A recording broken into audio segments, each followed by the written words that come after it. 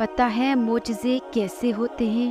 جب تم اللہ پر مکمل یقین رکھتے ہو اور صبر کرتے ہو، تب اللہ تمہارے لیے چھوٹے چھوٹے ذریعے بناتا ہے، اور پھر وہ آہستہ آہستہ تمہارے قدموں کو انہی ذریعوں کی طرف موڑنے لگتا ہے۔ پھر وہی ذریعے تمہیں تمہاری دعاؤں کی قبولیت تک لے جاتے ہیں، اور تم آہستہ آہستہ اللہ کے کن کی طرف بڑھتے چلے جاتے ہو۔ معجزے اچانک سے تھوڑی نہ ہوتے ہیں، معجزوں کے لیے تو تمہیں آزمائشوں سے گزارا جاتا ہے، اور پھر آزمائشیں ہی تمہیں اس مقام تک لے جاتی ہیں جہاں کن فرما دیا جاتا ہے اور تقدیریں بدل دی جاتی ہیں۔ اگر آپ سوچ رہے ہیں کہ ہر چیز آپ کے ہاتھوں سے نکل رہی ہے اور حالات آپ کے موافق نہیں ہیں، تو ایک دفعہ اس درخت کے بارے میں ضرور سوچیں جو ایک ایک کر کے اپنے تمام پتے کھو دیتا ہے، لیکن پھر بھی کھڑا رہتا ہے،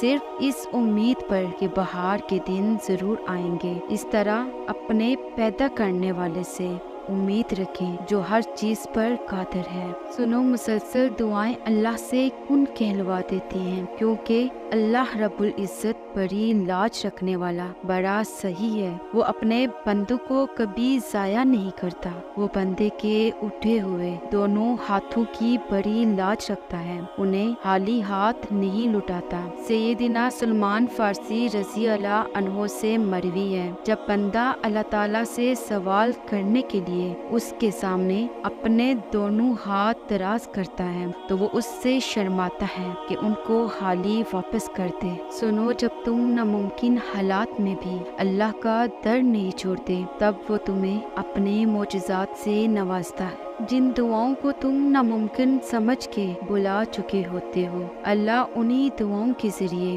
تمہیں تمہارے برے وقت سے بچا لیتا ہے۔ تمہیں لگتا ہے کہ تمہاری دعائیں رد ہو گئی ہیں، لیکن تم یہ نہیں جانتے کہ تمہاری دعائیں کن کن طریقوں سے قبول کی گئی ہیں۔ جو اللہ پتھر میں رہنے والی چونٹی کو بھی رزق دیتا ہے، تمہیں کیا لگتا ہے وہ تمہیں تمہاری چاہت سے نواز نہیں سکتا؟ جو بے زبان پرندوں کی بھی آواز سن سکتا ہے، تمہیں کیا لگتا ہے وہ تمہارے دل کی آواز نہیں سن سکتا؟ وہ جس نے تمہیں بنایا ہے، تمہیں کیا لگتا ہے کہ وہ تمہارے تکلیف میں گزرے ہوئے لمحوں سے بے خبر ہو سکتا ہے؟ وہ تو تب بھی سنتا ہے جو تم خود کو بھی نہیں سن پاتے، وہ تو تمہیں تب بھی سمجھتا ہے جب تم خود کو ہی نہیں سمجھ پاتے۔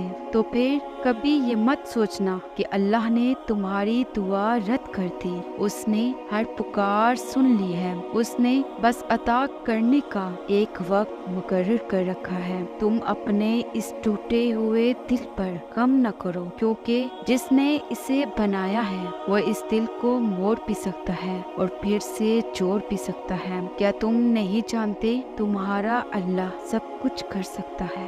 سنو، اگر تمہیں ایسا لگتا ہے کہ دعا کچھ بھی نہیں کر سکتی، تو سنو، ناممکن کو ممکن بنا سکتی ہے۔ تمہارا نصیب تمہاری مرضی سے بدل سکتی ہے، بچھڑے ہوں کو ملا سکتی ہے، روٹھے ہوں کو راضی کر سکتی ہے، ٹوٹے ہوئے دلوں کو جوڑ سکتی ہے، بے چین روح کو سکون پہنچا سکتی ہے، جو چھن گیا وہ واپس لوٹا سکتی ہے، تمہارا غم خوشی میں بدل سکتی ہے، الجھنوں کو سلجھاتی ہے، غموں کو ختم کرتی ہے، جو تمہارے دل کے تہخانوں میں چھپا راز حسرت ہے، سب کو حقیقت میں بدل سکتی ہے۔ دعا مانگا کرو، کیونکہ ایسا کچھ بھی نہیں جو دعا سے نہ مل سکتا ہو۔ مجھے لگتا ہے کہ ہم دعاؤں کی طاقت کو نہیں سمجھتے، اس لیے دعا مانگ کر بھی ہم بے سکون اور بے چین ہی رہتے ہیں، اور اس کی وجہ یہ ہے کہ ہم اللہ کو نہیں جانتے۔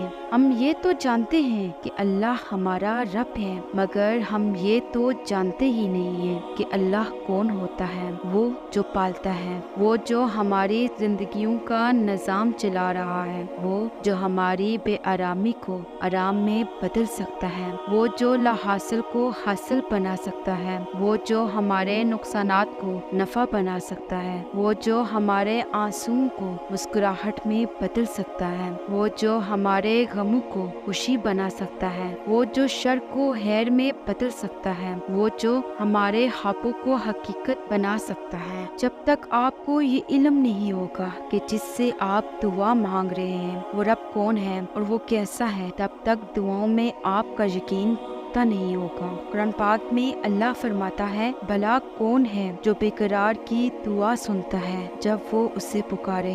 دیکھنا اللہ ایک دن پھر تم پر ایسا مہربان ہوگا کہ یہ دل پھر سے مسکرانے لگے گا اور پھر اللہ کے ایک ہی حکم سے تمہارا نصیب بدل جائے گا۔ میری اللہ سے دعا ہے کہ وہ آپ کی ہر ناممکن دعا پر کن کہہ دے اور آپ کی زندگی میں جو بھی مشکلات اور پریشانیاں ہیں جلد ہی ان کو خوشیوں میں بدل دے اور آپ کو وہ راحت اور سکون عطا کرے جس کے آپ منتظر ہیں انشاءاللہ۔